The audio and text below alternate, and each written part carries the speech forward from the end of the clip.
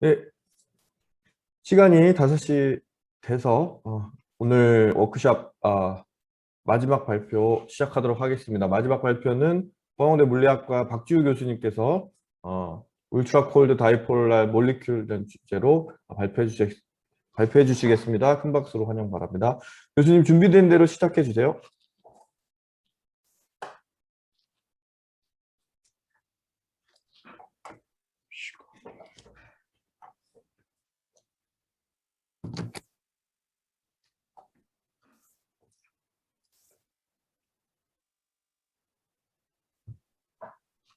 혹시 제 목소리 잘 들리시나요? 네, 예.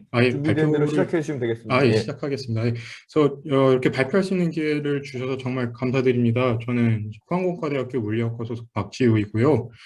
앞서 최현미 교수님께서 이미 분자들에 대한 연구에 이제 많은 내용들을 설명을 해주셔서 인트로덕션 같은 부분은 많이 이제 생략을 해도 될 것 같긴 한데요.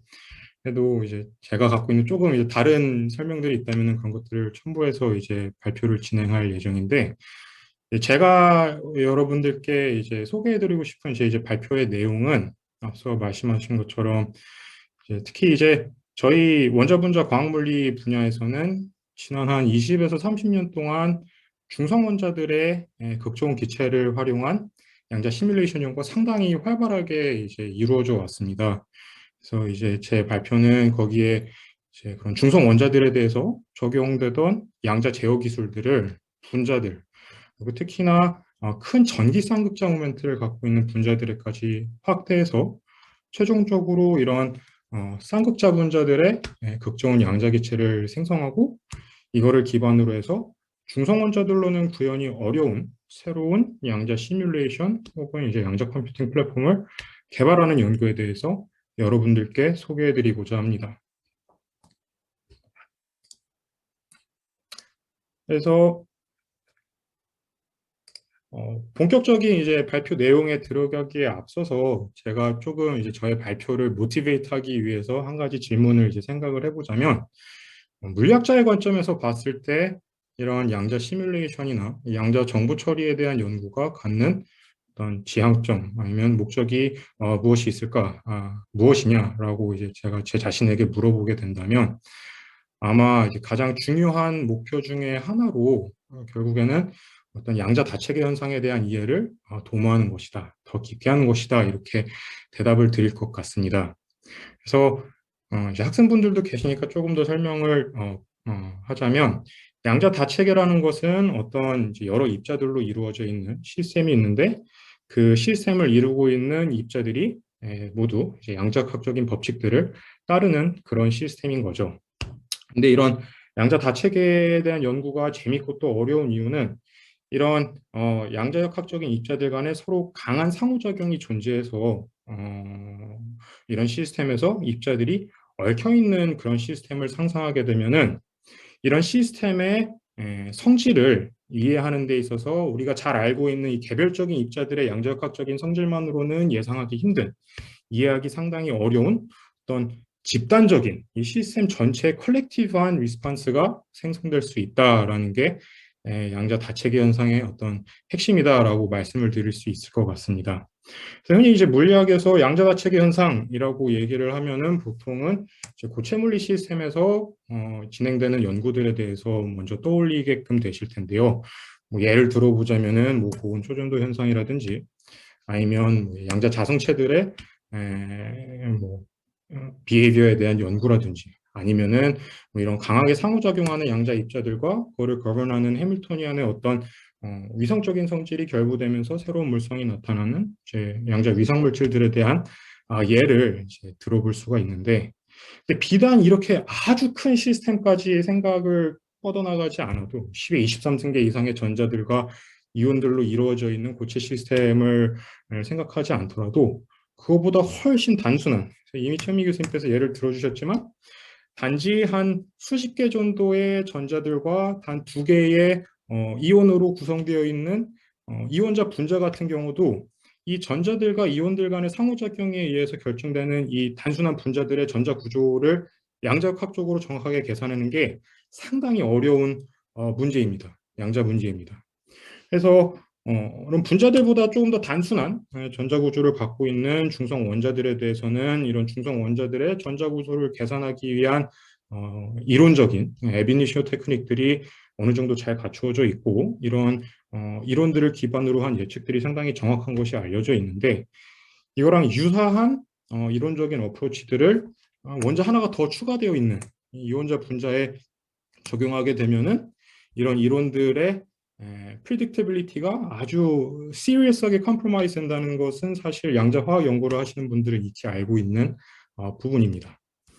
그러다 보니까 외국에서 이제 양자 컴퓨터를 개발 중인 뭐 IBM의 연구자들이나 이제 구글의 연구자들에게 뭐 작게는 수십 개에서 많게는 뭐 수백, 뭐 수천 개 정도의 큐빗들이 확보되는 양자 컴퓨터를 만들었을 때 우리가 가장 먼저 이해하고자 해야 되는 어떤 자연현상이 무엇일 거냐 하고 질문을 하게 되면은 많은 분들이 이제 첫 번째 주제로 꼽는 것이 이런 양자 컴퓨터를 활용해서 단순한 분자들의 분자 구조, 전자 구조에 대한 계산을 정밀하게 할 수 있는 알고리즘을 개발하고 이를 적용해 보는 것이다라고 이제 흔히 말씀들을 합니다. 그리고 근데 저처럼 이제 이런 분자들을 어떤 양자역학이 govern하는 그런 템퍼처 스케일에서 루틴하게 생성하고 이런 분자 기체 시료의 성질에 대해서 연구하는 사람의 관점에서 봤을 때는 일련의 디벨롭먼트들이 상당히 재밌고 한편에 되게 익사이팅하고 되게 그 좋은 느낌을 주게 됩니다. 그래서 다체계에 대한 이해가 어렵다는 것은 이제 제가 이제 강조해드리고 싶은데 그러면 왜 어렵냐라는 점에 대해서 저희가 이제 한 발짝 물러나서 생각을 해보게 되면은 그러니까 이제 최태현 교수님께서 말씀해주신 내용과 일맥상통하게 되는데요. 본질적으로는 그게 양자역학에서는 이제 슈퍼포지션하고 인탱글먼트라는 개념들이 존재하기 때문이라고 말씀드릴 수 있을 것 같습니다. 그래서 이 점을 조금 더 제가 구체적으로 설명드리기 위해서 예를 들어보면요. 저희가 N개의 양자역학적인 스핀들로 구성되어 있는 다체계를 한번 생각을 해볼 수가 있습니다. 그래서 N개의 스핀들이 있는데 이 스핀들이 서로 상호작용에 의해서 얽혀있는 그런 시스템을 생각을 해보는 거죠.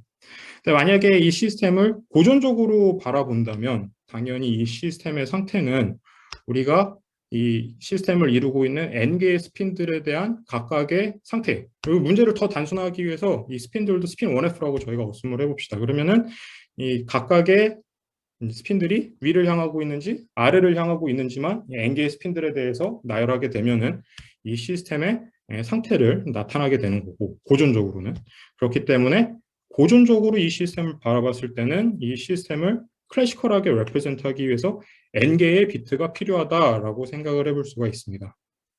근데 당연히 양자역학에서 이제 바라보게 되면은 실제로 이 시스템의 상태는 그 N개의 스핀들의 상태가 아니라 이 스핀들이 가질 수 있는 모든 방향의 퍼뮤테이션들을 고려해서 그 각각의 얼라이먼트들이 가질 수 있는 probability amplitude를 저희가 이제 specify 해야 이 시스템의 스테이트를 기술하게 되는 것이고 그렇기 때문에 정확하게 말하면은 이 양자역학적인 시스템을 클래시컬하게 레프레젠트하기 위해서는 2의 n승계의 비트가 필요하다고 생각을 할 수가 있습니다. 그래서 수학적으로 얘기하면은 이런 스테이트 팩터가 truly n-dimensional한 힐버트 스페이스에 이제 살고 있는 엔티티다라고 이야기할 수 있을 것입니다. 그래서 이 시스템을 클래시컬하게 레프레젠트하는 데는 2의 n승계 정도의 비트가 필요할 것이고, 근데 단지 이제 스테이트를 레프레젠트하는 것뿐만 아니라 이 시스템의 어떤 타임 에볼루션, 시스템이 앞으로 시간이 지나면서 이 상호작용에서 어떻게 바뀌어 나갈 것인지에 대해서 우리가 만약에 클래시컬하게 시뮬레이션을 해보고 싶다. 그러면은 이 시스템을 거ቨ하고 있는 해밀토니언에서부터 기인하는 이 타임 에볼루션 오퍼레이터를 이제 기술해야 될 것이고, 이런 매트릭스 랭귀지에서 이제 확장을 해보면은 이런 타임 에볼루션 오퍼레이터는 결국 2의 n승 곱하기 2의 n승 다이멘셔널한 매트릭스로 기술이 될 것입니다. 그래서 이런 이제 흔히 말하는 이 양자역학적인 익스포넨셜한 스케일링에 조금 감을 잡아보기 위해서 저희가 숫자를 이제 대입을 해보면요. 저희가 언뜻 생각했을 때는 별로 그렇게 크지 않은 것 같은 시스템 크기, 뭐 한 50개 정도의 스핀 1F들에 대해서 우리가 클래시컬한 컴퓨터를 활용해 어떤 시스템의 다이내믹스를 exact하게 시뮬레이트 하는데 메모리가 얼마나 필요할 것이냐를 생각해 보면은 일단 스테이트 팩터를 저장하는 데는 2의 50승계 정도의 비트가 필요할 것이고 이거를 이제 이볼브 시키기 위해서는 뭐 적어도 2의 100승계 이상의 비트들이 필요할 것을 예상을 할 수 있는데 그러면 이제 현재 존재하는 세계에 존재하는 가장 우수한 클래시컬한 컴퓨터들의 능력치는 결국 얼마 정도가 되느냐 하고 이제 비교를 해보게 되면은 제가 알기로는 지금 현 시점에서 가장 좋은 슈퍼컴퓨터는 아닌 걸로 알고 있는데요. 2위인가 한 3위 정도 되는 걸로 알고 있는데 어쨌든 오크리지 내셔널 랩스에 있는 이 타이탄 슈퍼컴퓨터의 예를 들어보면은 이 슈퍼컴퓨터가 갖고 있는 이 캐시 메모리의 크기, 그러니까 빠르게 연산에 활용될 수 있는 메모리의 크기는 대략 2의 50승계 정도의 비트로 이루어져 있음이 알려져 있습니다. 인즉슨 지금 현존하는 가장 좋은 클래시컬 테크놀로지를 적용을 해도 저희가 익exact하게 시뮬레이트 할 수 있는 양자 시스템의 크기는 대략적으로 뭐 수십 개 정도의 파티클에 국한된다라고 이제 드라마틱하게 얘기를 할 수 있을 것 같습니다. 한편으로는 이런 점들이 되게 절망적으로 이제 다가올 수도 있는데, 근데 조금 이제 상황을 뒤집어서 생각을 해보면 최은미 교수님께서 리처드 파인만의 그 퀀텀 시뮬레이션에 대한 이야기를 이제 해주셨고, 저도 사실은 요 슬라이드에 그 파인만의 사진이 있긴 했는데요. 마지막 순간에 제가 이제 겹침을 피하고자 바꿨는데, 조금 돌려서 생각을 해보면은 만약에 우리가 고도로 제어 가능한 양자 시스템, 그래서 어떤 다체계를 이루고 있는 개별적인 입자들의 양자 상태를 내 외적인 자유도를 온전히 이 양자역학적으로 제어할 수 있는 그런 시스템을 만들 수 있다면은 이 시스템이 갖고 있는 복잡성을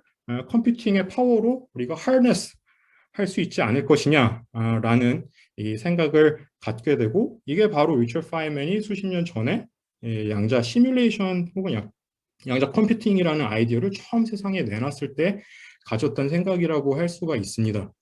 그래서 현 시점에서는 이제 저는 이제 그거를 통칭해서 퀀텀 프로세서, 퀀텀 프로세싱이라고 이제 부르는데요.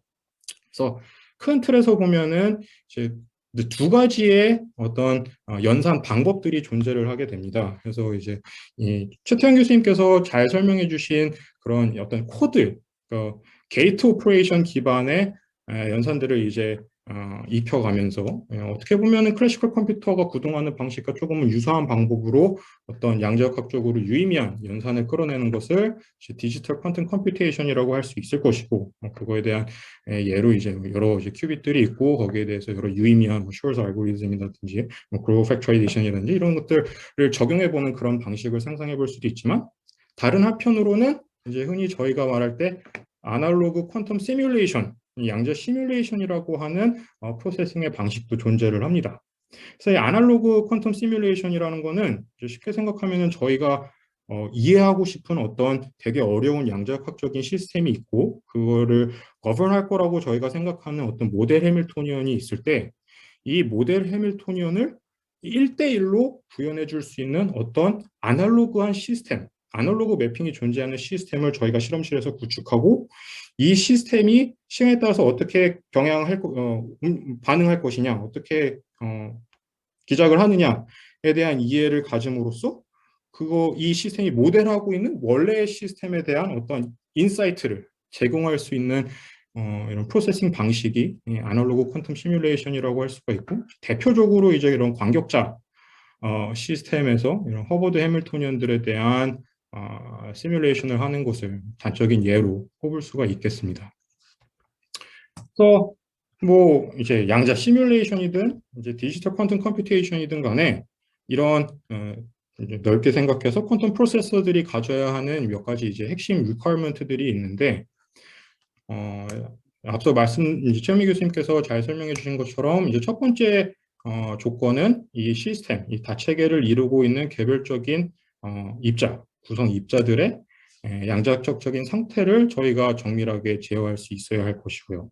그래서 이거는 이제 양자 정보 처리의 언어로 이제 다시 풀어보면은 개별적인 큐빗들에 대한 싱글 큐빗 게이트 오퍼레이션을 이제 높은 피델리티로 수행할 수 있어야 할 것이다라는 말과 이제 같은 의미의 문장이고요. 두 번째로는 이 다체계를 구성하고 있는 기본 입자들 간의 상호작용을 잘 제어해서 이 시스템의 인트랙션을 제어할 수 있어야 될 것이고, 이거는 또다시 양자 정보 처리의 언어로 해석해 보면은 이 큐빗들 간의 상호작용을 잘 제어해서 피델리티가 높게 이 큐빗 연산을 구현하고 이를 통해서 인탱글먼트를 생성해낼 수 있어야 된다라고 풀어 해석할 수 있을 것 같습니다.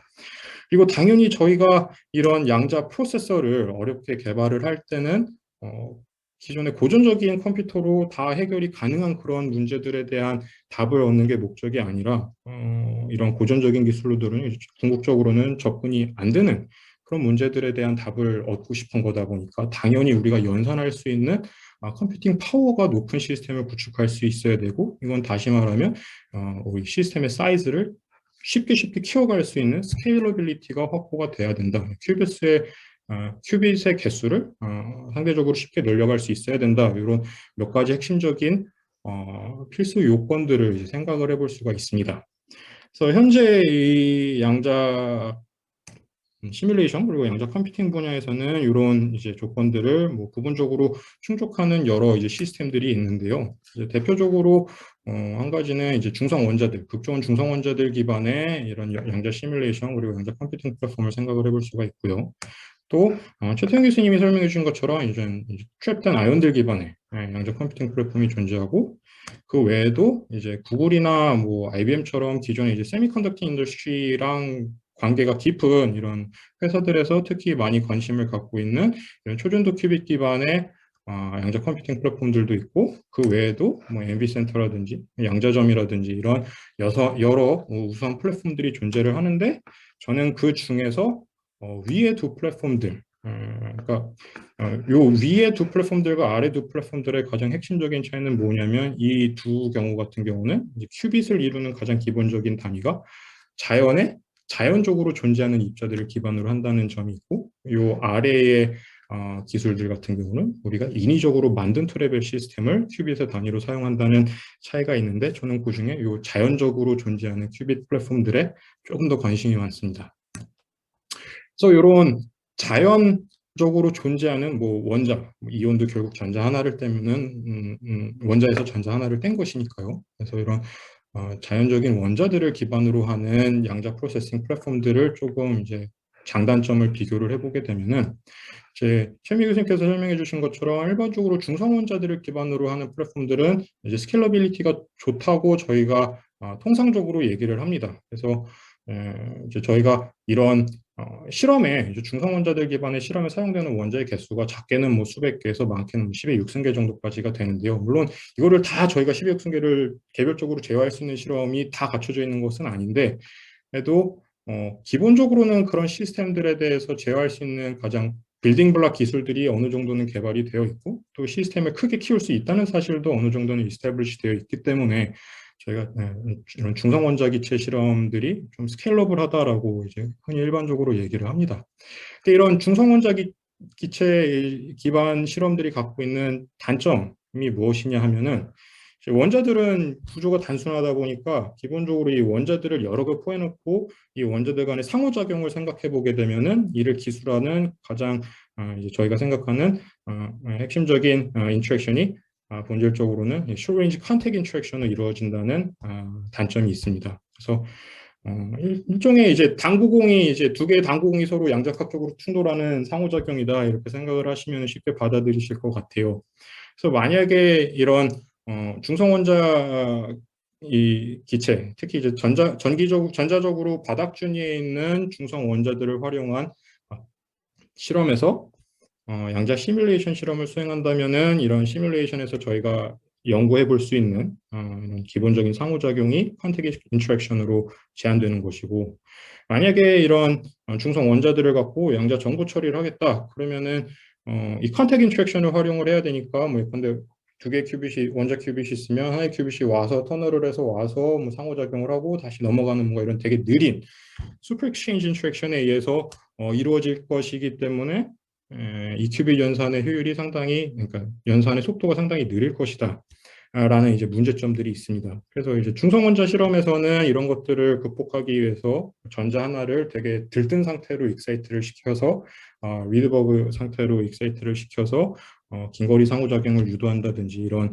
시도를 하고 있지만 기본적으로 전자들을 익사이트를 시키게 되면은 이 익사이트 스테이트의 라이프 타임이 항상 존재를 하게 되기 때문에 되게 안정적인 환경에서 이런 롱레인지 인터랙션을 유도하고 있다라고 보기는 조금 어렵습니다. 그래서 이런 문제점들이 있고 이제 반대로 이온 시스템에 대해서 생각을 해보면은 이 장점과 단점이 딱 뒤바뀌게 됩니다. 그래서 이온 시스템 같은 경우는 이제 최태형 교수님께서 잘 설명을 해주셨지만 기본적으로 이 이온들이 쿨룸 인터랙션을 갖고 있기 때문에 롱레인지 컴퓨팅이 자연스럽게 존재하게 되지만 여러 기술적인 이유들로 아주 큰 이온 시스템을 구축하는 것은 조금 어려움이 있는 것으로 알려져 있습니다.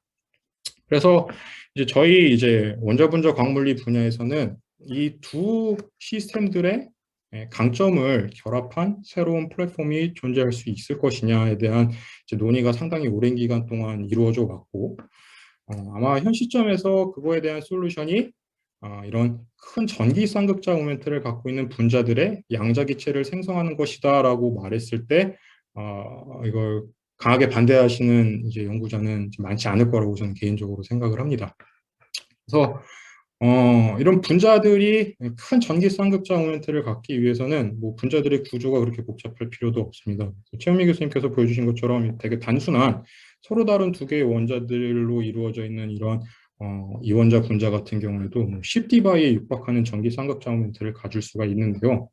이런 dB의 전기 쌍극자의 유닛이 아마 익숙치는 않으실 것 같은데 뭔가 하나 비교할 수 있는 기준점을 제가 제시해 드리자면 저희가 일상생활에서 아주 흔하게 접할 수 있고 저희 생활에서 이 분자가 갖고 있는 큰 전기 쌍극자 모멘트가 지대한 이제 영향을 미치고 있다라고 이제 알고 있는 분자가 바로 물 분자입니다. 그리고 이런 H2O 분자 같은 경우 대략 2dBi 정도의 전기 쌍극자 모멘트를 갖고 있습니다. 그래서 이런 되게 단순한 분자도 상당히 강한 쌍극성 상호작용을 겪을 수 있다라고 생각하시면 좋을 것 같습니다. 그래서 이런 분자들이 큰 전기 쌍극자 모멘트를 갖고 있기 때문에 분자들 두 개가 이제 서로 상호작용을 하는 방식을 생각하게 되면은 원자들의 컨택 인터랙션이 아닌 다이폴로 인터랙션을 겪게 되고 이런 다이폴로 인터랙션은 기본적으로 R3등분의 1 포텐셜을 갖고 있기 때문에 긴거리 상호작용이면서 공간적으로 비등방적입니다. 비등방적이라는 것은 제가 만약에 분자들의 쌍극자 모멘트를 서로 같은 방향을 바라보고 이렇게 정렬을 해놓으면 서로 이제 청력에 의해서 밀어낼 것이고 만약에 이제 한 분자의 머리가 다른 분자의 꼬리를 보게끔 이렇게 정렬을 해놓으면 이제 인력을 느끼게 되는 거죠. 그래서 이러한 쌍극성 상호작용은 사실 이제 생각을 해보면 자연에 존재하는 물질들을 이루고 있는 여러 상호작용들에 더 근접한 적어도 컨택 인터랙션보다는 훨씬 더 근접한 방식의 상호작용이라고 생각을 하실 수 있을 것 같아요. 그래서 뭐 물질을 이루고 있는 쿨롬 인터랙션이나 뭐 이런 것들은 당연히 롱레인지 인터랙션이고 아니면 자석들 간의 상호작용 같은 경우도 바로 이런 다이폴로 인터랙션의 모양을 갖고 있기 때문에 만약에 이런 입자들을 갖고 어떤 양자 시뮬레이션을 수행한다면 훨씬 더 다양하고 좀 더 현실적인 그런 문제들에 대한 양자 시뮬레이션이 가능할 거라고 말씀드릴 수 있습니다. 그래서 궁극적으로 이런 분자들이 갖고 있는 큰 전기 쌍극자 모멘트를 활용하게 되면은 정말 무궁무진한 이제 연구 주제들이 파생될 수 있는데요. 그래서 말씀드린 것처럼 이런 분자들의 쌍극자 모멘트를 활용한 긴거리 상호작용, 쌍극성 상호작용을 활용한 양자 시뮬레이션 연구가 가능할 것이고 한 가지 이제 예를 들어드리자면 제가 여기 이렇게 띄워놓은 그림처럼 이런 분자들을 레이저 빔을 활용하면은 광격자 기술을 활용하면은 이렇게 적층된 구조를 갖고 있는 트랩에다가 분자들을 포획할 수가 있습니다. 각 층에. 그 상태에서 이 평면에 수직하게 저희가 강한 전기장을 걸어주게 되면은 이 분자들의 전기 쌍극자 모멘트가 평면의 수직한 방향으로 이제 정렬이 될 것인데요. 그러면은 같은 평면에 있는 분자들 같은 경우는 서로 충력이 존재할 것인데 서로 다른 평면에 있는 분자들 같은 경우는 이제 높은 확률로 인력이 존재하게 됩니다. 그리고 만약에 이런 분자들이 페르미온이라면 그리고 이 시료의 온도가 충분히 낮았다면 이런 인력에 의해서 쌍매즘 현상이 일어날 것을 생각해 볼 수가 있고 최종적으로 이런 쌍매즘 현상에 의해서 이 시스템에서 되게 신기한 모습의 초유체성이 발현될 것을 상상해 볼 수가 있습니다. 근데 이런 초유체성이 이런 시스템에서 나타나는 초유체성이 왜 인트레스팅하냐 하고 잠시 생각을 해보면은 이런 적층 구조를 갖고 있는 아주 중요한 이제 시스템이 있습니다. 뭐냐면 바로 구리산화물 기반의 하이티시 슈퍼컨덕터들인데요. 거기서도 사실 이 COO 층들이 이런 적층 구조가 갖고 있는 어떤 캐릭터리스틱한 현상들이 이 시스템의 임계온도를 높이는데 어떤 영향을 주고 있을 것이다라고 이제 많은 연구자들이 생각을 하고 있지만 아직까지는 그거에 대해서 정량적인 연구를 하기는 어려운 상황입니다. 근데 만약에 이제 이런 시스템에서 저희가 이런 되게 재미난 방식의 초유체성을 관측할 수 있다면 사실상 초유체성과 초전도 현상은 원톤 매핑이 되는 찰지가 있으면 초전도 현상, 찰지가 없으면 초유체성으로 생각을 하실 수 있기 때문에 예컨대 이런 이제 분자들을 평면에 가두는 트랩의 강도를 저희가 바꿔가면서 이런 2차원 경향이 바뀜에 따라서 이 시스템의 임계 온도가 어떻게 바뀌어 나갈 것이냐 이런 연구들을 만약에 수행해 본다면은 이런 되게 중요한 고체 시스템에서의 문제에 대해서 전혀 다른 이런 분자들 기반의 시스템에서 새로운 어떤 방향성, 연구 방향성을 이해할 수 있는 방향을 제시할 수 있을 거라고 이제 생각을 해볼 수가 있습니다. 그래서 비단 이거는 이제 제가 좋아하는 예라서 이제 설명을 드린 거지만 이런 출체성에 대한 연구뿐만 아니라 이 분자들을 완연한 격자 구조, 광격자 시스템에다가 넣고 실질적으로 이런 긴거리 상호작용이 존재하는 허버드 해밀토니언에 대한 양자 시뮬레이션을 하는 것도 상당히 특히 이제 하이티시 머티리얼을 이해하는 데 있어서 상당히 중요한 연구 방향이 될 것이라고 이제 감히 말씀을 드릴 수가 있고요. 그리고 두 번째 애플리케이션은 당연히 아이고, 당연히 양자 컴퓨팅의 방향에 있다고 이제 말씀을 드릴 수 있는데 이제 기본적으로 이 분자들을 큐빗으로 생각을 하게 되면은 분자들 간의 긴거리 상호작용이 존재하기 때문에 조금 더 중성 원자들보다는 훨씬 효율적인 방법으로 이 큐빗 연산을 할 수 있는 이제 길이 생기게 됩니다.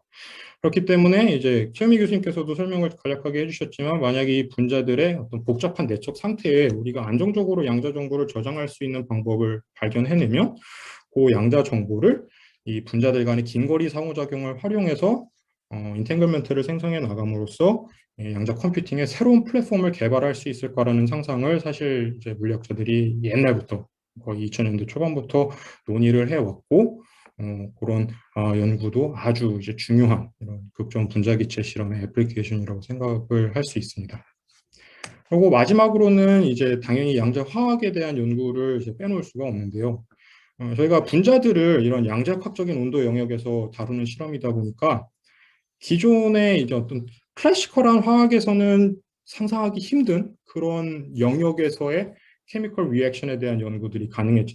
그래서 쉽게 생각하시면은 저희가 기존적 이제 오랫동안 배워왔던 고전적인 화학 같은 경우는 아무리 분자들이 양자축적인 구조를 갖고 있더라도 그게 뭐 상온에서 다 이제 볼스만 분포에서 평균화된 그런 평균적인 리액션들을 이제 배우게 되고 이제 몸으로 느끼게 되는 건데 만약에 이 분자들이 갖고 있는 이 양자학적인 상태들을 다 같은 상태로 초기화할 수 있고 또 그 상태를 제어해가면서 결맞게 제어해가면서 화학작용을 유도할 수 있다면은 이런 평균적인 화학 반응에서는 일어날 수 없는 새로운 방식의 화학작용이 어떤 케미컬 리액션의 패스웨이가 생겨날 것을 저희가 상상을 해볼 수가 있습니다.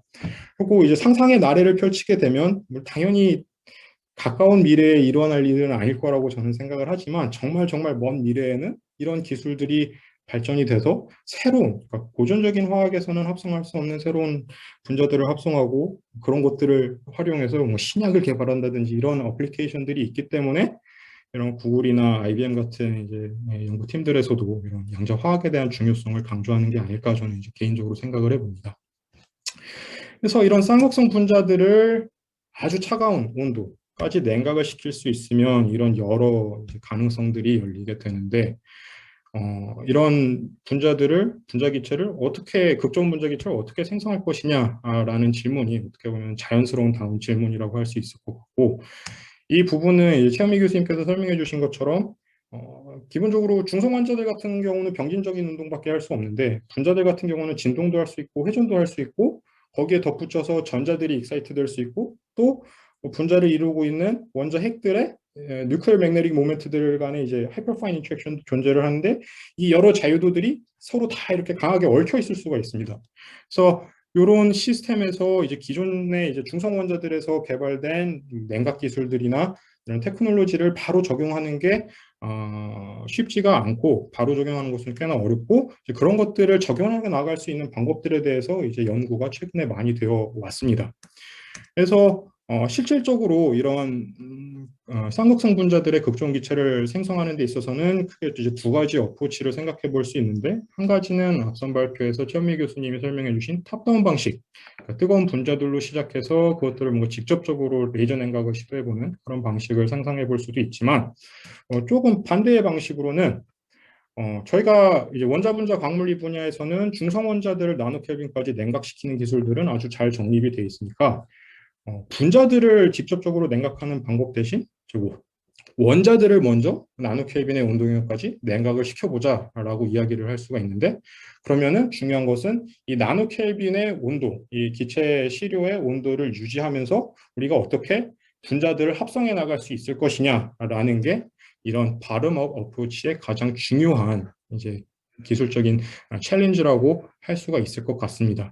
근데 실제로는 이런 바텀업 어프로치에 대한 연구가 많이 이제 이루어져서요, 상당히 효율적으로 이 방식들이 적용될 수 있고, 지금 현재 상태에서 가장 최전선에 있는 실험 같은 경우는 대략적으로 10의 4승계 이상의 분자들을 뭐 수십 나노 켈빈 의 온도까지 이제 냉각을 시킬 수가 있어서 상당히 강력한 극저온 기체 시료를 생성하기 위해서는 상당히 강력한 어프로치가 된다라고 말씀을 드릴 수 있습니다. 그러면 이런 이제 바르머 어프로치가 구체적으로 어떠한 방식으로 실험이 진행되느냐 설명을 드리자면 적어도 설명하는 과정에서는 단순한 세 가지의 과정을 겪으면 된다, 거치면 된다라고 말씀을 드릴 수 있습니다. 첫 번째는 이제 실험에 사용될 분자들을 합성하는 데 사용될 원자들을 이제 기존의 이제 스태블리시된 방법들을 활용해서 나노 켈빈의 온도까지 냉각을 시키는 건데 그거를 하고 나면은 이제 두 번째 단계가 뭐냐면은 이제 패시박 레즈넌스라고 하는 일종의 충돌 공명 현상을 활용해서 원자 두 개가 정말 겨우 접붙어 있는 마치 긴 막대기에 원자 두 개가 접붙어 있는 것 같은 좀 더 이제 정확하게 얘기하면 진동적으로 최대한도로 들떠 있는 그런 패시박 분자라는 것을 생성을 할 수가 있습니다. 이런 분자들의 쌍극자 모멘트를 활용하고 싶은 이제 연구자의 관점에서 보면 이런 큰 패시박 분자들은 별로 도움이 안 되는 게 이 분자들이 쌍극자 모멘트를 갖는 방법 자체가 원자 1번 원자의 전자구름이 2번 원자의 전자구름을 서로 느끼면서 분자들의 축을 따라 짜부러지면서 이런 쌍극자 모멘트가 몰레큘 프레임에서 생성이 될 수 있는 건데 당연히 이 원자들이 너무 멀고 두 전자구름이 서로를 느낄 수 없다면은 당연히 유도될 수 있는 전기 쌍극자의 모멘트의 크기도 0에 가까울 거라고 말씀드릴 수 있습니다. 그래서 어떻게 보면 이 방식에 있어서 가장 중요한 단계가 이 세 번째 단계인데 이렇게 큰 분자들의 크기를 아주 강하게 결합된 바닥 준위의 분자들로 전환을 시켜줘야 됩니다. 근데 여기서 발생하는 문제가 뭐냐면은 이렇게 큰 분자랑 강하게 결합된 분자 사이에 바인딩 에너지의 차이를 온도로 환산해 보면은 볼츠만 상수 곱하기 뭐 수천 켈빈에 달하는 에너지로 이제 환산이 되게 되는데 만약에 이 에너지를 우리가 진공 체인버 안에 포획해 놓은 분자 기체 시료에 그대로 열로 이제 전환을 하게 되면은 주입하게 되면은 이제 분자들을 포획해 놓을 수 있는 트랩의 깊이는 제한적이기 때문에 순식간에 그 안에 들어있는 분자들이 끌어 넘치면서 얘가 열심히 생성한 분자 기체 시료가 다 사라지게 될 것입니다. 그래서 이 세 번째 단계에서 핵심적인 거는 결맞게 이 에너지를 없애줘야 된다는, 결맞게 분자들의 크기를 코헤런트하게 없애줘야 된다는 것이 핵심이고 그런 코헤런트한 프로세스를 유도하기 위해서 저희는 투포톤 프로세스를 활용하게 됩니다. 그래서 쉽게 생각하시면은 포톤 두 개랑 이 분자가 상호작용을 하게 되는데 이 포톤 두 개가 갖고 있는 에너지의 차이가 정확하게 이 큰 패시박 분자랑 강하게 결합된 이제 그라운드 스테이트 몰레큘이 갖고 있는 바인딩 에너지 차이랑 매칭이 돼서 그 상호작용을 통해서 이 포톤들이 포톤 페어가 이 에너지 차이를 흡수하고 시스템 밖으로 나가주는 거라고 생각을 하시면 좋을 것 같습니다. 그래서 그러면 대략적으로 이게 어떻게 생성이 되는지 설명을 드렸으면 구체적으로 어떤 분자를 생성해야 되느냐에 대해서도 질문을 하실 수 있을 것 같은데 이제 저희가 만들 수 있는 알칼리성 분자들 중에서 제가 특별히 좋아하는 분자는 이제 NAK 분자입니다. 그래서 왜 제가 NAK 분자를 좋아하느냐 이제 설명을 드리면 조금 요 바름 어프로치의 역사에 대해서 소개를 해드려야 되는데요. 실제로 이런 이런 바르모 방식을 활용해서 극저온에서 쌍극성 분자들의 기체를 처음 만든 연구팀은 미국의 이제 질라 연구팀인데, 이 연구팀에서는 칼륨과 루비듐이 접붙은 KLB 분자들을 이제 나노 켈빈의 온도 영역에서 생성하는데 2008년에 성공을 했습니다. 근데 이 연구팀이 이 분자들을 갖고 이제 실험을 하다 보니까 금방 깨달은 게 뭐냐면은, KRB 분자들 같은 경우는 이제 바닥 중에서 두 개의 KRB 분자들이 충돌을 하게 되면은 루비디움 원자랑 칼륨 원자를 서로 치환하면서 K2 분자 그리고 루비디움 2 분자로 있는 상태가 더 에너지적으로 안정적이라는 사실이 이제 알려졌습니다. 발견되었습니다. 그래서 만약에 이제 양자 화학 연구를 하겠다 그러면은 이 화학 작용이 아주 좋은 도구가 되지만, 만약에 이 분자들이 갖고 있는 전기 쌍극자 모멘트를 활용하는 실험을 하고 싶다, 양자 시뮬레이션 혹은 양자 컴퓨팅을 활용하고 싶다라고 하면은 이런 케미컬 인스테빌리티는 이 시스템의 안정성을 해치는 큰 문제점이라고 이제 돌려서 얘기를 할 수가 있습니다. 그래서 그 이후로 이제 사람들이 그러면은 알칼리성 분자들 중에 이런 화학적 치환작용이 일어나지 않는 분자들이 무엇이 있느냐라고 이제 연구를 해보기 시작했고, 그래서 사람들이 예상하기에 이런 화학적 안정성이 갖춰진 분자 중에 하나로 이제 이 NAK 분자를 꼽을 수가 있습니다. 그리고 이 분자들이 갖고 있는 전기 쌍극자 모멘트를 비교하게 되면은 NAK 분자 같은 경우는 대략 2.7d바이 정도의 전기 쌍극자 모멘트를 갖고 있는데, KLB의 그것이랑 비교를 하게 되면 한 5배 정도가 더 큽니다. 그래서 쌍극상 상호작용은 다이폴 모멘트의 제곱에 비례하기 때문에 상호작용의 에너지 크기를 생각하게 되면 25배 이상 더 다이폴러하다라고 이제 말씀드릴 수 있을 것 같고, 그렇기 때문에 이 분자들을 갖고 양자 축퇴된 기체를 만들 수 있다면 그런 시스템에서의 다체계적인 현상은 이 강한 쌍극성 상호작용에 의해서 거론되는 시스템일 거다라고 생각을 해볼 수가 있고, 그런 이유들 때문에 세계의 여러 연구팀들이 이런 NAK 분자들에 대한 연구를 이제 하려고 하고 있고 하려고 이제 하고 있습니다. 그래서 이제 조금 요 단계들에 대해서 이제 조금만 더 자세하게 설명을 이제 드리자면, 시간이 그렇게 많이 남아있진 않아서 빠르게 움직여야 될 테지만 세 가지 단계를 조금 더 설명을 드릴 텐데요. 이제 본격적으로 그 설명을 하기에 앞서서 제가 이제 한 가지 강조하고 싶은 부분이 있는데, 극저온 기체와 양자 기체라는 어휘의 사용을 저는 이제 보통 구분을 하려고 노력을 합니다. 흔히 저희 분야에서 극저온 기체다라고 얘기를 하면은 나노 켈빈의 온도 영역까지 냉각된 모든 기체들을 이제 지칭합니다. 뭐 수나노 켈빈, 뭐 그거보다 더 차가운 경우도 극저온 기체라고 하고요. 그래서 통상적으로는 나노 켈빈에서 뭐 수백 나노 켈빈 정도의 온도까지 냉각된 기체를 극저온 기체라고 부르는데, 그러면 극저온 기체면은 양자 기체이냐? 라고 이제 물어보신다면 그거에 대답은 아닙니다. 입니다. 그래서 어떤 시스템이 자체가 양자역학적으로 비해하게 되는 시점이 어느 시점이냐 하고 이제 생각을 하게 보면은 두 가지의 랭 스케일을 생각을 해야 되는데요.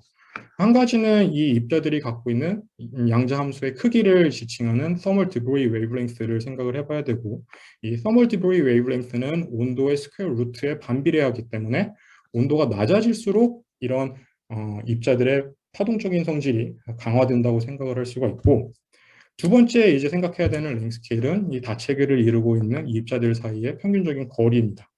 그래서 만약에 이 입자들의 크기가, 양자역학적인 크기가 서로들 간의 거리보다 충분히 작다면은 이 시스템은 상당히 고전적일 것이고요. 근데 이런 시스템에서 저희가 실외 온도를 낮춰가면서 이 입자들의 양자역학적인 크기를 점점 키워서 이 크기가 입자들 간의 거리랑 comparable 하거나 뭐 그거보다 더 길어지게 되면은 그 온도 영역에서는 이 입자들의 양자역학적인 성질, 뭐 파동함수의 중첩을 더 이상 무시할 수 없는 그런 온도 영역에 도달하게 되는 거고, 이런 상태를 이제 양자 상태 혹은 양자 기체라고 합니다. 그래서 뭐 극저온 기체라고 꼭 양자 기체는 아님을 이제 제가 다시 한번 이제 강조를 하고 싶고요. 그래서 이제 양자 기체 영역까지 냉각이 되면 뭐가 달라지느냐? 그때부터는 이 기본 입자들의 양자역학적인 성질이 아주 이 다체계의 성질을 정의하는 데 있어서 아주 핵심적인 역할을 하고, 뭐 보존 입자들 같은 경우는 이제 상전이가 일어나서 보조-아인슈타인 우축체라는 새로운 물질의 상태를 이루게 되고, 페르미온 같은 경우는 이제 저희가 잘 알고 있다시피 페르미 바다, 페르미시라고 하는 이런 상태를 이루게 됩니다. 스핀 폴라리즈드 있는 페르미온들을 냉각을 시켰을 때요. 그래서 그러면 이런 양자 기체, 그리고 적어도 알칼리 원자들의 양자 기체는 어떻게 생성되느냐 하고 이제 생각을 하게 되면은 일반적으로는 이런 큰 진공 시스템에서 이제 실험이 이루어지게 됩니다. 그래서 대략 뭐 한 2, 3m 정도 되는 되게 큰 진공 시스템의 한쪽 끝을 보면은 오븐이라고 하는 부분이 있는데 여기다가 저희가 이제 알칼리 금속 덩어리를 실제로 넣고 얘네들의 이제 녹는 점보다 높은 온도까지 끓여주게 됩니다. 그러면은 이 뜨거운 원자 기체들이 여기에 생성되면서 그중에 일부는 요 가늘고 긴 진공 시스템을 지나갈 수 있는 모멘텀을 갖고 있을 텐데 그 소수의 원자들에 대해서 반대쪽에서 이제 레이저 빔을 쏴줘서 그러니까 최미 교수님께서도 설명을 해주신 레이저 냉각이라는 기술을 적용하게 되고 그러면은 대략 뭐 밀리켈빈의 온도 영역까지는 원자들을 냉각시키는 게 가능합니다. 그러면은 이제 이런 밀리켈빈의 온도 영역은 양자역학의 영역이냐? 그건 아니죠. 그래서 추가적인 냉각 단계를 저희가 적용하게 되고, 그 추가적인 이제 냉각 단계는 이제 흔히 증발 냉각이라고 하는 단계인데요. 이거는 이제 저희가 원자들을 레이저 냉각을 하면은 이제 자기장 트랩에다 원자들을 포획해 놓을 수 있는데 그 중에 가장 뜨거운 원자들을 선택적으로 제거를 할 수가 있습니다. 이제 남아있는 이제 원자들은 서로 충돌을 하면서 냉각이 되면서 열적 평형을 찾으면서 더 차가운 온도로 냉각이 되는 거고 이런 기술을 적용했을 때 최종적으로 양자역학의 온도까지 내려갈 수 있는 겁니다. 그래서 이제 일반적으로 이런 실험들이 이루어지는 제가 예전에 참여했던 실험들의 사진을 제가 간략하게 보여드리고요. 그래서 제가 미국에서 이제 학위 연구를 하는 중에 저는 이제 세계에서 처음으로 나트륨 원자들과 페르미온인 칼륨 40 원자들이 섞여 있는 섞임 양자기체를 생성하는데 이제 처음으로 성공을 했습니다.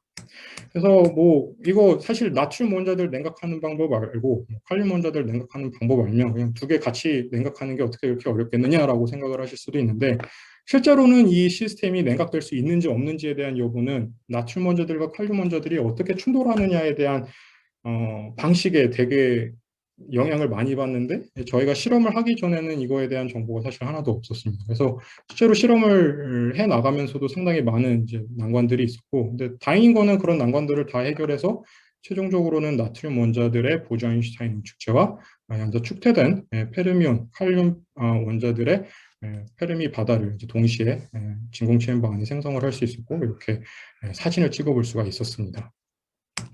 그러면 이렇게 양자 축퇴된 원자들의 기체를 생성을 했으면 두 번째 단계는 당연히 이제 페시박 분자라고 하는 되게 큰 분자들을 이제 생성을 하는 것인데 시간 관계상 그거의 방법에 대해서는 제가 자세하게 설명을 드리지는 않을 테지만 이제 원자들 쌍 이제 저희가 분자를 만들고자 하는 원자 쌍의 스캐터링 웨이퍼션을 생각하실 수가 있고 그거에 에너지적으로 가깝게 존재하는 아주 들떠 있는 분자 상태를 생각할 수가 있는데 요 두 스테이트 사이에 약한 커플링이 존재를 하게 됩니다. 그리고 요 두 스테이트 사이의 에너지 차이는 저희가 자기장으로 제어를 할 수 있기 때문에 원자 쌍으로 존재하는 게 선호되는 자기장 영역에서 천천히 자기장을 바꿔서 분자들로 있는 게 선호되는 자기장으로 바꿔주게 되면은 이런 NAK 원자들의 이 결합된 페시박 분자들을 생성하는 게 가능하고 이렇게 사진을 찍어볼 수가 있습니다.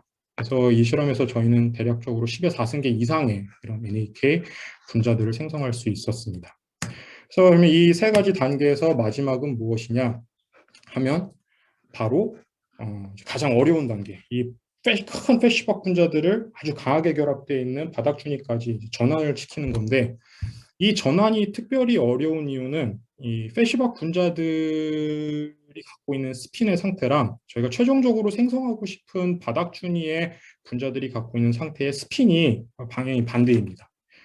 뿐만 아니라 그 두 분자들의 웨이브 펑션 사이의 크기가 실질적으로 너무 다르다 보니까 이 두 양자역학적인 스테이트들 사이에 싱글 포톤 커플링을 유도하는 것은 사실상 불가능하고 그렇기 때문에 이 분자들의 에너지 스트럭처를 생각했을 때 이 분자의 전자가 들떠 있는 어떤 인터미디엇 스테이트를 거쳐서 투포톤 프로세스를 통해서 그라운드 스테이트로 넘어가야만 하고 그렇게 매개를 해주는 인터미디엇 스테이트는 두 이니셜 스테이트랑 파이널 스테이트의 스핀 성격을 모두 다 갖추고 있어야 되고 이 익사이드 스테이트의 크기도 두 개의 이니셜이랑 파이널 스테이트의 크기랑 어느 정도 오버랩이 있는 그런 아주 특수한 상태를 찾아야 되는 거고 이런 상태를 찾기 위해서 이런 분자들의 스펙트로스코피를 상당히 많이 해야 됩니다. 그리고 그렇게 해서 적당한 이제 다리 역할을 해줄 수 있는 스테이트를 찾았다고 해도 최종적으로 저희가 생성하고 싶은 강하게 결합된 분자들의 에너지가 정확히 얼마만큼 떨어져 있는지 저희가 모르는 상태로 시작을 하기 때문에 이 스테이트를 실제로 찾아내기 위해서도 상당히 많은 투포톤 스펙트로스코피를 해야 된다는 사실을 말씀드릴 수 있습니다.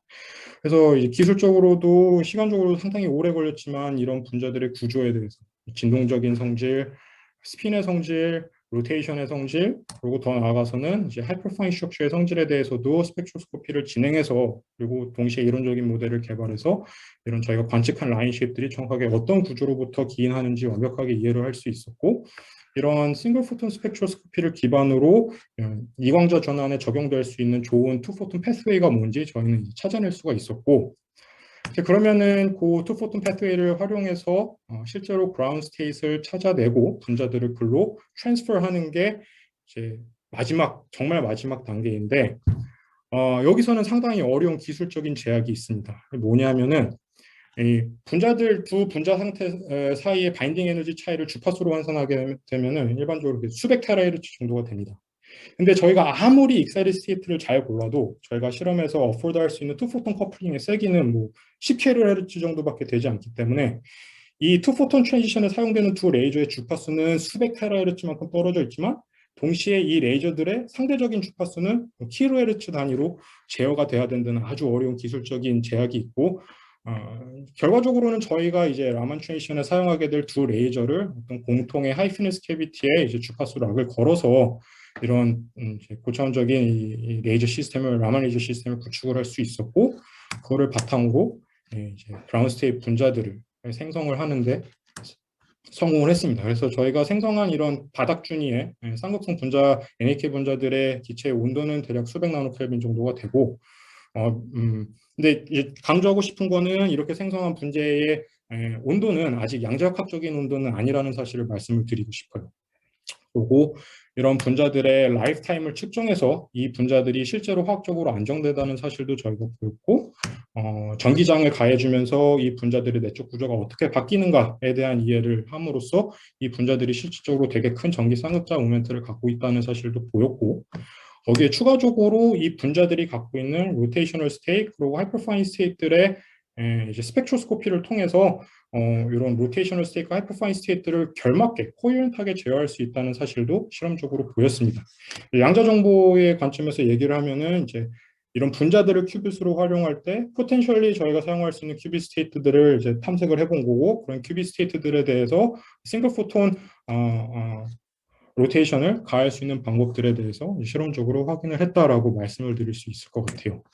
그리고 그런 연구 중에서도 가장 핵심적인 결과는 뭐였냐면은 저희가 이제 탐색해본 여러 분자들의 구조 안에서 이제 뉴클리어 스핀 스테이트라고 하는 이제 아주 특수한 분자들의 구조가 있는데 그 분자 구조 쌍에다가 저희가 양자 정보를 입히게 되면은 이 양자 정보가 거의 이 분자 기체 시료의 라이프 타임에 준하는 만큼 1초 정도만큼 이 코이런스가 살아있다는 사실을 저희가 램지 메셔먼트를 통해서 밝힐 수가 있었고 이 연구 결과는 2017년에 사이언스지에 나갔습니다. 그래서 최근에 올해 초에는 이런 연구에서 이제 다른 연구팀이 더 빌드업을 해서 이제 적어도 분자기체 시료의 라이프타임 안에서는 코이런스 디케이가 전혀 보이지 않는다라는 사실까지 업데이트가 되어 있는 상황입니다.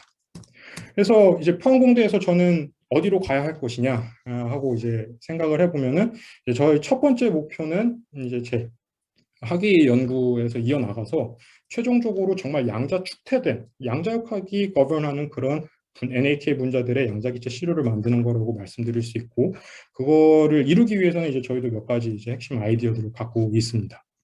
그렇게 해서 이제 양자 축퇴된 NAK 분자들의 기체를 생성을 할 수 있으면 시간 관계상 제가 자세하게 얘기는 못하고 이제 나중에 질문을 해주시면 제가 더 구체적인 답변을 드릴 테지만 기본적으로 양자 시뮬레이션 연구를 하고 추유체성이나 광격자에서 양자 시뮬레이션 연구를 수행하고 최종적으로는 최은미 교수님이랑 비슷하게 이 분자들을 옵티컬 트위저 트랩에다가 담아서 저희도 이 분자들을 큐빗의 유닛으로 사용해보는 그런 실험을 구상하고 있습니다.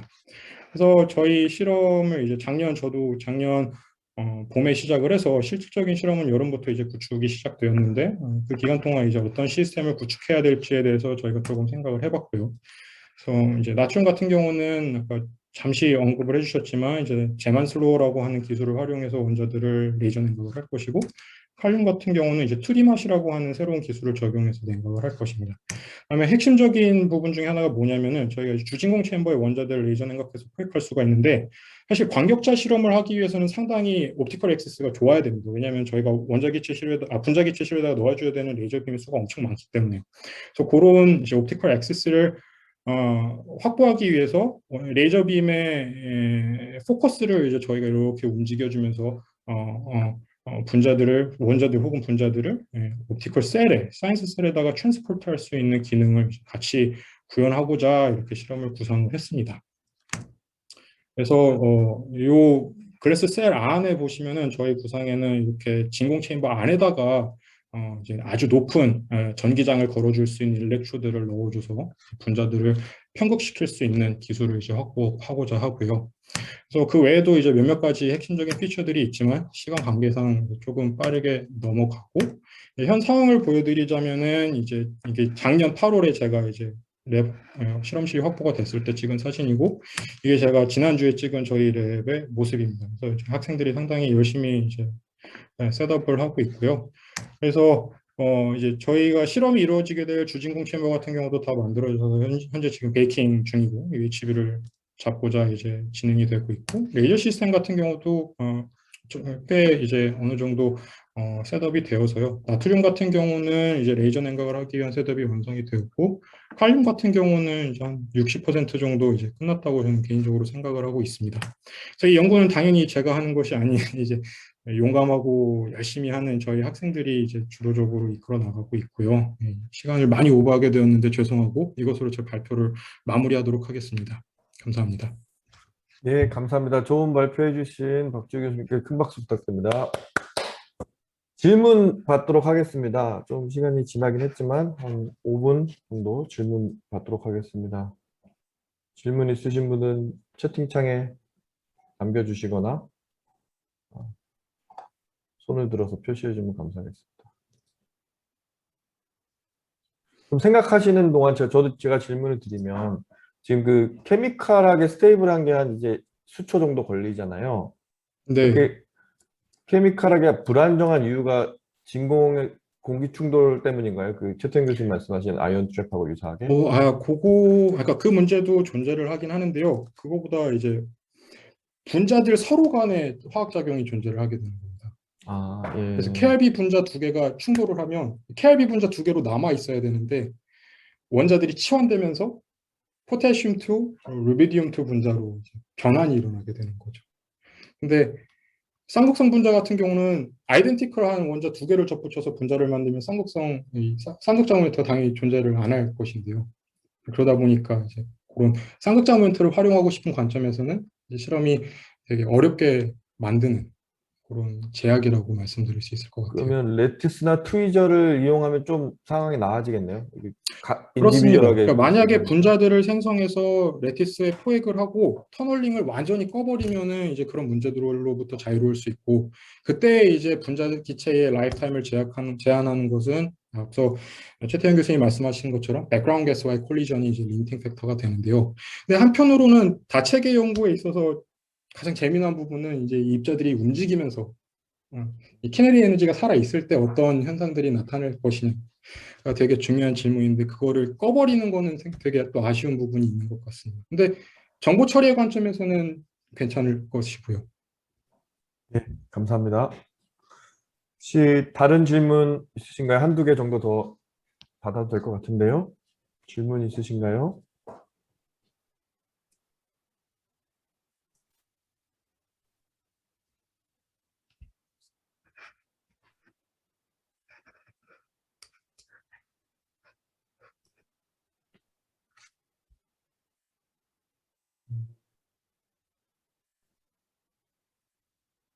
지금 질문 하나 올라왔는데 보실 수 있으시면 바로 NAK 같은 네. 경우도 이제 화학작용이 아니라 투바디 컬리전을 NAK는 일단 기본적으로 화학작용이 존재하지 않고요. 근데 이제 흔히 말하는 이제 그럼에도 불구하고 분자들 3개가 가까이 오게 되면은 여전히 이제 화학작용이 또 일어날 수, 인일레스 콜리전이 일어날 수 있는 것인데요.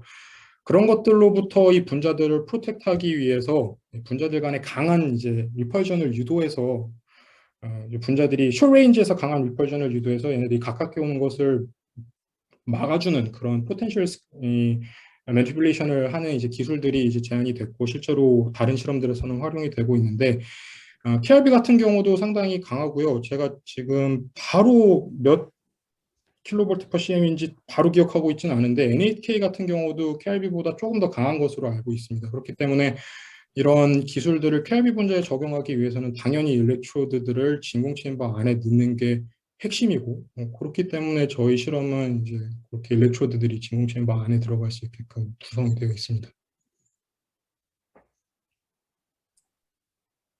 네. 혹시 또 질문 있으신가요? 저희 하나 더 올라왔는데요. 예, 예. 실험 장비를 마련하기 총 어느 정도의 비용이 필요하나요? 이거는 좀 너무 이게 공개적으로 답변드리기가 좀 어려운 질문인 것 같긴 한데요.